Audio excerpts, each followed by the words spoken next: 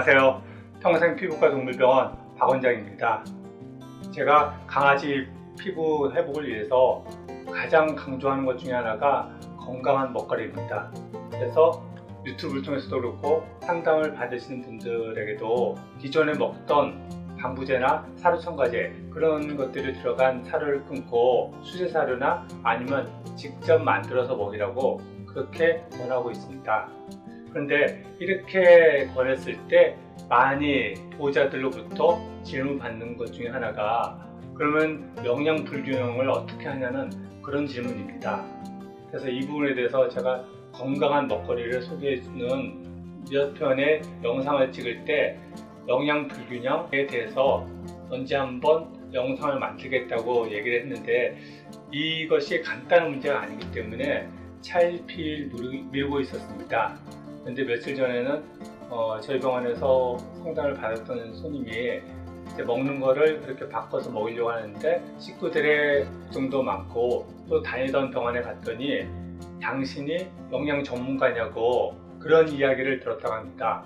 그래서 어쩔 수 없이 다시 사료를 구입을 했다고 하는데 그래서 더 이상 미뤄서는 안 되겠다 싶어서 오늘 영상을 촬영합니다.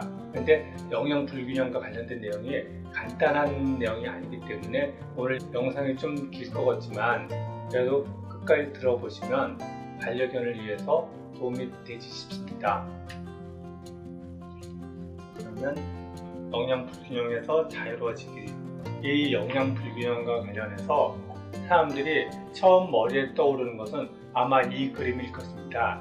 이것은 독일의 식물학자 유스투스 리비가 이야기한 채소락의 법칙이라는 건데 식물이 균형 있게 성장하기 위해서는 보시면 여기 여러 가지 식물 성장에 필요한 요소들이 있는데 그 중에 철 성분이 부족하게 되면 물을 바구니에 부었을 때 이 철 성분의 부족으로 인해서 물이 물바구니에 차지 않게 되고 최소한 어느 정도 충족해야지 물이 차는 것처럼 식물이 균형 있게 성장을 한다는 그런 이야기입니다.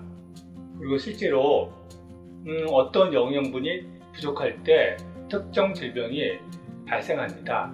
가령 계열병 같은 경우 우리나라 같은 경우 쉽게 계열병을 보기 힘든데 과거에 대항해 시대에 항해를 하다 보면 180명 중에 100명이 계열병으로 사망하는 그 정도로 계열병은 심각한 문제였습니다. 그래서 이 계열병에 대해서 연구를 하다 보니까 결국 그 원인이 비타민C의 부족으로 인해서 생겨났고 그래서 영국의 탐험가인 제임스 쿡 선장은 티트리 나무의 잎을 따서 차로 만들어서 먹으면 계열병이 예방되는 것을 발견하고서 이 티트리 나무 잎으로 선원들에게 차를 마시게 하면서 그 문제가 해결되었습니다. 그래서 이 티트리 나무가 이름이 티트리가 되었습니다. 이거는 에센셜 오일로도 이제 많이 사용하게 되는 그런 이제 나무인데요. 그런데 이런 것을 보면 어떤 요소가 부족함으로 인해서 특정 질병이 발생하는구나 그런 생각이 강화됩니다. 하지만 자연에서 이런 일은 발생하지 않습니다.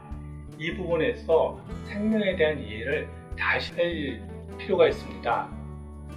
사람들은 생명 이해에 있어서 진화론이 굉장히 큰 역할을 했는데 다윈은 진화론에서 자연 선택은 개체 간의 경쟁을 통하여 동료들보다 더 완벽해졌을 때 이루어진다 라고 이야기를 하고 진화론 자체에서 수차례에 걸쳐서 경쟁을 강조합니다. 그러다 보니까 사람들도 진화를 A와 B의 경쟁 관계 거기서 승리한 애가 살아남는다 그런 식으로 진화를 이해합니다. 하지만 진화의 핵심은 그렇게 A와 B의 경쟁이 아닙니다. 자연에서 많은 생명체들은 경쟁 그리고 공생 관계를 맺습니다.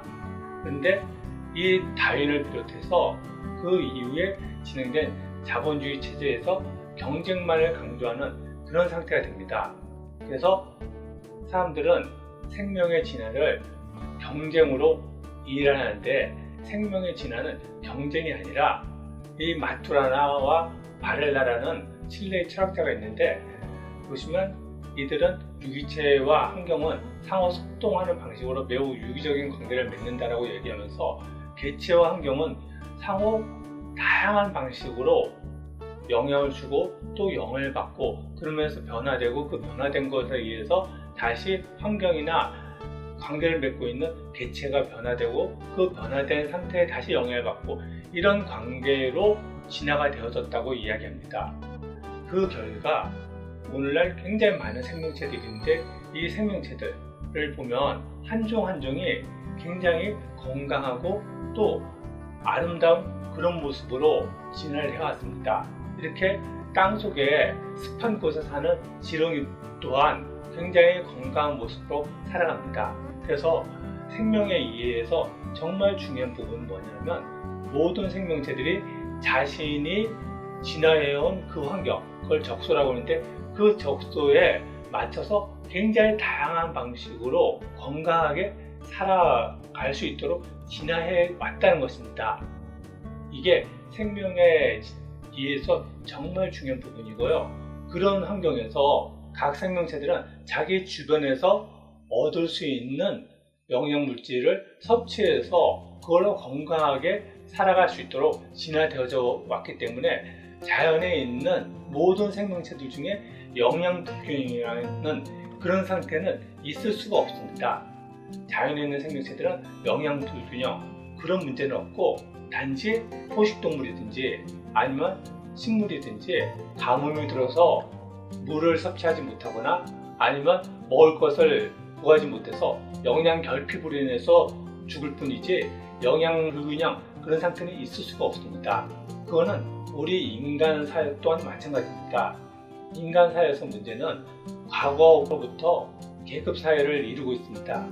예를 들어서 이집트 같은 경우는 이렇게 피라미드 구조로 계급 사회를 이루고 있고, 여기서 귀족들, 왕족들, 그들은 굉장히 풍요로운 삶을, 이렇게 멋진 기금속 장식을 하면서 풍요로운 삶을 살았습니다. 그에 반해서 노예들은 비참한, 굶어 죽기 일보 직전에 그런 삶을 살고, 또 실제로 많이 굶어 죽기도 합니다. 근데 이것이 이집트뿐만 아니라 오늘날 우리가 자본주의 사회에 살고 있잖아요. 이 자본주의를 이해하는 데서 정말 중요한 책이 칼 막스가 저술한 이 자본론이라는 책입니다. 아직도 우리나라는 레드 콤플렉스가 사라지지 않고 있어서 공산주의, 또 자본론, 이런 얘기를 하면 빨갱이 그렇게 생각하는데, 오늘날 우리가 살아가고 있는 이 자본주의 체제를 이해하는 데서 자본론은 교양 필수서이기 때문에 기회 됐을 때 한번 읽어보시면 우리의 자본주의 체계가 어떻게 돌아가는지 좀 더 깊이 이해하는 데 도움이 될 것입니다. 그래서 이 자본론을 보면 굉장히 어려운 이론적인 부분도 있지만, 그 당시 상황을 묘사하고 있는 부분이 있습니다. 그 부분을 보면 자본가들이 어떤 논의를 하냐면, 프랑스에서는 영국에서보다 노동의 값이 3분의 1이나 싸다. 물론 그렇게 임금을 싸게 주는 것이 어렵지만 그것이 불가능한 일은 아니다. 왜냐하면 프랑스에서도 네덜란드에서도 그런 일이 일어나고 있다는 사실이 이를 잘 증명하고 있기 때문이다. 이런 식으로 어떻게 하면 노동자들에게 임금을 적게 해줄 것인가, 그런 논의를 합니다. 그리고 보면 18세기 말과 19세기 첫 10년간에 잉글랜드의 차지 농업가들과 지주들은 농업 노동자들에게 임금의 형태로는 생계에 필요한 최저한 이하로 지불하고, 나머지는 교구의 부재금의 형태로 지불함으로써 노동자들의 수입을 절대적인 한계까지 낮출 수 있었다. 이런 것처럼 자본가들은 노동자들이 최소로 견딜 수 있을 정도로 적게 임금을 지급했습니다. 그것은 지금도 마찬가지로 정부나 재계는 최저임금을 올리지 않으려고 하고 있습니다. 그리고 노동시간은 늘리려고 하고 있고, 이런 거 보면 그때나 지금이나 그다지 달라진 것이 없는 상태입니다. 그리고 이런 노동자들에 대한 착취는 서양이나 동양이나 그렇게 다를 것이 없습니다. 우리나라 삶 또한 그다지 다르지 않아서 제가 좋아하는 사진 작가 중에 최민식이라는 사진 작가가 있는데 그 사람의 사진을 보면 1950년대, 60년대 우리 민중의 삶을 담은 그런 작품들이 있습니다. 보면 무척 어려운 그런 삶을 살았습니다. 이런 아이들, 그리고 배고픈 많은 사람들, 그 사람들에게 영양 불균형이 문제일까요? 그렇지 않습니다. 이 사람들에게 문제는 영양 불균형이 아니라 먹을 것이 없는 영양 결핍 그 자체가 문제인 것입니다. 이것은 오늘날 세계에 많은 귀한 난민들이 있습니다. 이 아이들이 영양 불균형 때문에 문제일까요? 그렇지 않습니다. 먹을 것 자체가 없어서 문제인 것입니다. 그래서 자연의 생명체에게서 영양 불균형, 그것이 문제되는 경우는 없습니다. 문제가 되는 것은 영양 결핍, 그것이 문제인 것입니다. 그런데 왜 이런 영양 결핍이 이슈가 되지 않고 지금 반려견의 먹거리와 관련돼서 사람들이 이야기하듯이 이렇게 영양 불균형이 이슈가 된 것일까요? 그것은 또 어떤 정치 경제적 배경이 있기 때문입니다. 그것에 대해서 이야기를 해보면 어느 시점에서 현대병이라는 고혈압, 당뇨, 암 그런 문제들이 급증하게 되고, 그래서 1977년 워싱턴에서 맥거번위원회 영양 및 인간 욕구에 관한 상원특별위원회가 개최됩니다. 이 특별위원회에서 전문가들을 데려다가 다양한 자료를 갖다 검토해 봤더니 세계대전 이후 미국에서 관상동맥질환 발병률이 치솟았고, 그에 반해서 채식 위주의 정통 식단을 하는 문화에서는 만성질환 발병률이 매우 낮다는 것을 발견했습니다. 그리고 역학자들은 고기와 유제품 이것들을 제한적으로 급여했던 전시 상황에서는 심장 발병률이 떨어졌다가 전쟁이 끝나고 고기를 먹는 양이 늘어나면서 다시 급격히 증가했다는 것을 밝혀냅니다. 그래서 이러한 결과들 바탕으로 붉은 육류와 유제품이 만성 질병의 원인이므로 소비를 줄여라라는 권고를 발표합니다. 그런데 이 당시에 미국에서 가장 큰 산업 집단이 뭐였냐면 자동차 그런 집단이 아니라 축산업이었습니다. 축산업은 또 농업과 같이 연계되어 있고 이 집단이 가장 큰 세력이었고 그들의 로비력도 가장 큰 그런 상태였습니다. 그래서 이 특별위원회가 붉은 육류와 유제품을 먹지 말라고 권고를 하니까 강력하게 반발을 하고, 그래서 결국 위원회는 포화지방 섭취량을 줄여줄 음식을 선택을 하라고 권고사항을 변경합니다. 그런데 포화지방이 뭐죠? 저도 이런 쪽과 관련돼서 계속 공부를 했다고 하지만 포화지방이 뭔지를 모르겠어요. 그게 눈으로 볼 수 있는 게 아니기 때문에. 그러면 그 미국 시민들은 어떨까요? 그냥 모르는 거예요. 그러니까 이 사람들은 그냥 저지방 음식을 많이 먹으라고 받아들이고 고기나 우유나 그런 것도 먹던 대로 먹으면서 다른 것을 더 먹게 됩니다. 그러면서 상태는 더 악화되고, 그러면서 이 위원회에 속해 있던 의원들, 그 사람들은 다음 선거에서 이 축산 세력의 로비에 의해서 다 선거에서 탈락을 하게 됩니다.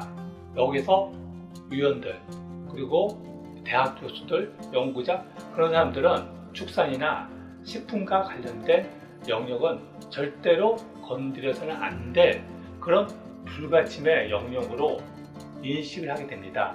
그리고 그 이후로는 음식에 대한 얘기가 아니라 영양소에 대한 이야기를 강조하는 그런 영양주의화가 됩니다. 그래서 영양주의의 결과는 과거에는 오랜 경험에 의해서 엄마들이 음식을 어떤 걸 먹을지, 가족에게 어떤 걸 균형 잡히게 적절하게 먹일지를 선택을 했습니다. 그리고 그 경험을 딸에게 전달해주고 그런 식으로 계속 경험들이 축적되어져 왔습니다. 그런데 이렇게 눈에 보이지 않는 영양소가 중요한 것처럼 되어지면서 엄마들이 할 수 있는 것은 아무것도 없어지고, 소위 영양 전문가들이 무엇을 먹고 무엇을 먹으면 안 되는지 그런 것을 결정하는 그런 상태가 되어져 버렸습니다. 그래서 이러한 영양주의의 문제는 뭐냐면 가장 먼저 식품회사의 이익이 우선시됩니다.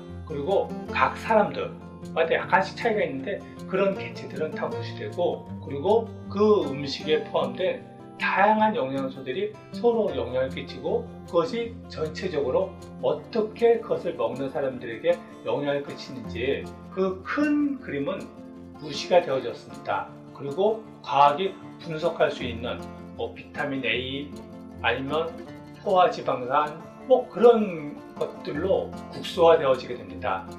그래서 영양주의와 관련돼서는 이 책, 영양시대의 종말, 이 책을 읽어보시면 좀 더 많은 정보를 얻을 수 있을 것 같습니다.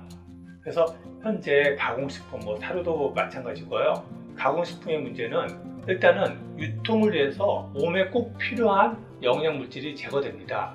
가령 우리가 많이 먹는 밀가루, 그 원료인 밀을 살펴보면 여기 신운에 지질, 그리고 비타민, 그리고 미네랄, 효소 이런 중요한 것들이 포함되어져 있습니다. 근데 이 밀을 가지고 밀가루를 만들 때 신운을 포함하게 되면 여기 있는 지방 성분이 산화가 되면서 밀가루가 쉽게 변하고 또 색깔도 노랗게 되면서 냄새가 나고 그러면서 상품화할 수 없게 됩니다. 그러다 보니까 밀가루를 만들 때 이 신운을 제거하게 됩니다. 지금 사람들이 먹고 있는 쌀도 마찬가지고 많은 부분이 그렇습니다. 그렇게 해서 유통을 위해 영양물질 제거하는 것, 다음으로 유통을 1년 이상 해야 되기 때문에 방부제 그리고 식품 첨가물, 이 화학물질들을 투입하게 됩니다. 그리고 식품회사에서는 이윤을 남겨야 되기 때문에 거기에 맞춰서 식재료를 선택하게 됩니다. 거기서 최상의 상품을 사용할까요? 그렇지 않다는 것입니다. 이렇게 식품을 가공하는 과정에서 몸에 정말 필요한 것들, 그런 것들이 배제되어집니다. 그럼에도 영양소를 강조하게 되면서 발생하는 문제가 가령 이런 것입니다. 혹시 황금쌀이라고 들어보셨나요? 이게 노랗게 생긴 게 이게 황금쌀인데, 이건 뭐냐면 몬산토에서 개발한 GMO 곡물인데 이 쌀에다가 옥수수의 유전자를 갖다가 집어여서 비타민 A의 전분물질인 카로티노이드가 다량 함유될 수 있도록 유전자 변형을 한 그런 작물입니다. 세계보건기구는 남아시아, 아프리카, 동남아를 중심으로 전 세계 1억 9천만 명의 미취학 어린이들이 비타민 A의 결핍 상태에 있고, 그리고 매년 25만에서 50만 명이 비타민 결핍으로 시력을 잃고 그 중에 절반이 12개월 안에 사망한다고 그렇게 이야기했습니다. 그러면 비타민 A를 더 섭취할 수 있는 이런 유전자 변형 쌀이 도움이 되겠다, 그렇게 생각할 수 있을 것입니다. 그런데 문제는 뭐냐면 이 비타민 A 자체가 문제가 아니라는 것입니다. 이렇게 많은 아이들이 비타민 A 결핍 상태에 있는 거, 이거는 영양소 결핍 상태가 아니라 그 지역에 있는 어린아이뿐만 아니라 어른들조차도 먹을 것 자체가 없어서, 농사 지을 땅이 없어서 영양 결핍 상태에 있어서 그로 인해서 발생하는 문제이지 비타민 A의 문제가 아니라는 것입니다.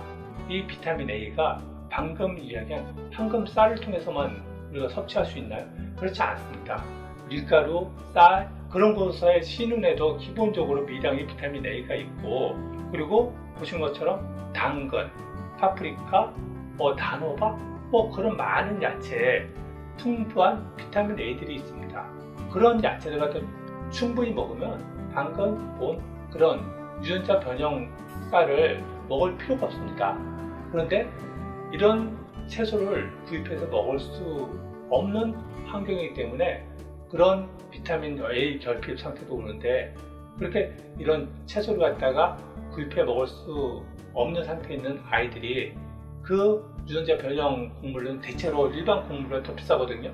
그런 쌀을 구입할 돈이 있을까요? 문제는 아이들을 기아 상태에 놓이게 한 그 환경 자체가 문제인데, 이런 식으로 어떤 영양소의 문제로 문제를 환원한다는 것입니다. 그럼 우리가 건강하게 살아가기 위해서는 어떤 음식을 먹어야 될까요? 저는 지금 여기 그림에서 보는 것처럼 캐나다 연방보건부에서 권장한 식단 모델인데, 이거를 친절하게 되게 번역한 그림도 제공하고 있습니다. 보시면 채소와 과일, 이게 식단의 절반 정도를 차지하고 있고, 그리고 CN을 제거하지 않은 통곡물을 선택할 것을 권하고 있고, 그리고 단백질, 원으로 계란이나 고기 종류 그런 것들은 약간씩 먹을 것을 권하고 있습니다. 그리고 과거에는 우유를 먹을 걸 권했는데 이제 우유는 빠지고 신선한 물을 선택할 것을 권하고 있고, 이런 식으로 음식물을 선택하고, 근데 음식물뿐만 아니라 보시는 것처럼 건강한 식생활은 음식을 먹는 것 이상이라고 하면서 자신의 식습관을 신경 쓰고, 그리고 집밥을 많이 해 먹을 것, 그리고 즐겁게 또 다른 사람들과 함께 할 것을 권하고 있습니다. 그리고 요 마지막에 보면 식품 마케팅을 주의하라고 이야기합니다.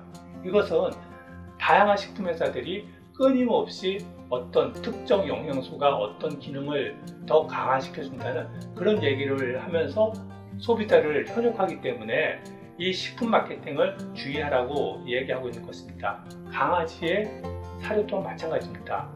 강아지 사료 회사들, 그리고 또 그런 정보를 그냥 무비판적으로 받아들이는 수의사들은 그 사료가 영양적으로 균형이 잡혀 있다고 그것을 권하는데, 그 사료에는 다양한 어떤 문제를 갖고 있습니다. 그런 내용은 저희 이전 영상을 링크해 놓을 테니까 한번 보시고요. 그리고 사료 회사에서 일하는 사람들이 어떤 전문가인 것처럼 그렇게 얘기하는데, 그 사람들이 지금까지 무엇을 했는지를 살펴보면 그들이 하는 얘기를 어떻게 받아들일지 좀 더 객관적으로 이해하게 될 것입니다. 그래서 보면 과거의 소들은 당연히 풀을 먹는 그런 초식동물입니다. 풀을 뜯어 먹고 그것을 대세김질해서 장내에 있는 미생물이 그것을 발효시켜서 결국 그것으로부터 영양분을 얻습니다. 그래서 과거에 미국의 카우보이들, 이런 영화 오키의 목장의 결투나 그런 영화에서 많이 봤잖아요. 카우보이들이 소들을 갖다가 초원으로 몰고 나가서 풀을 뜯어 먹게 하고 데리고 하는 그런 일을 했습니다. 그런데 이 옥수수와 대두가 대량으로 생산되게 되면서 이 옥수수와 대두로 소를 사육하게 됩니다. 그래서 보면 이렇게 집약 사육 시설이라고 풀 하나, 나무 하나 없는 그런 곳에서 옥수수로 이 소들을 사육하게 됩니다. 그런 곡물 사료를 먹게 되면 위에서 다량의 가스가 발생하고 몸에 흡수되면서 지금 보시는 것처럼, 이거는 우리나라 전주 MBC에서 예전에 육식의 반란, 마블링의 음모라는 다큐에서 나왔던 영상인데, 소를 한 3년 정도 데워졌을 때 도축했을 때 보시면 간이 농이 가득 잡혀 있고, 그래서 이거는 식용을 할 수 없어서 폐기를 해야 됩니다. 그 비율이 100마리 중에 10마리 정도가 한 3살 정도 되면 간염이 너무 심각한 그런 상태가 된다는 것입니다. 이게 결국 사료회사에서 만든 그 사료를 먹고 이렇게 된 것입니다. 그리고 이런 곡물을 먹고 자란 소를 먹는 사람은 어떨까요? 우리는 이렇게 마블링 소고기라고 해서 고기 사이에 지방이 잔뜩 낀 이런 고기가 고소하고 또 부드럽기 때문에 즐겨 찾습니다. 하지만 자연에 있는 초식동물 중에 이런 근육은 정상적인 것이 아닙니다. 과다하게 곡물 사료를 먹게 되면서 병리적 현상으로 이렇게 근육 사이에 지방이 과잉 축적된 것입니다. 보시면 여기 호주에 방목해서 사육하는 소고기 근육에 보면 이런 식으로 근육 사이에 지방이 거의 없는 그런 모양입니다. 이게 정상적인 소의 근육인 것입니다. 그래서 보면 이런 마블링 소고기, 여기는 지방 함유량이 굉장히 높은데, 지금 우리나라 소고기가 대부분 이런 식으로 사육하다 보니까 지방 함유량이 높고, 그래서 이 지방 함유량에 따른 평가 등급도 올려가서 17% 이상 지방 함유량이 되는 소고기에 2+ 등급을 부여합니다. 근데 미국 같은 경우, 또 일본 같은 경우도 보면 지방 함유량이 12% 이상을 초과하지 않습니다. 지방이 너무 과량 축적된 이런 문제가 있는 소고기를 일반 소비자에게 판매를 하고 있는 것입니다. 그리고 닭고기를 좀 살펴보면 닭의 원래 모양은 이런 형태입니다. 근데 이런 형태의 닭을 근육이 많은 이런 닭으로 육종을 하게 됩니다. 그리고 사육일수를 보면 1950년대는 70일 정도를 사육했지만 2008년도에는 48일, 그리고 최근에는 32일간 닭들을 사육해서 우리가 먹는 치킨을 만듭니다.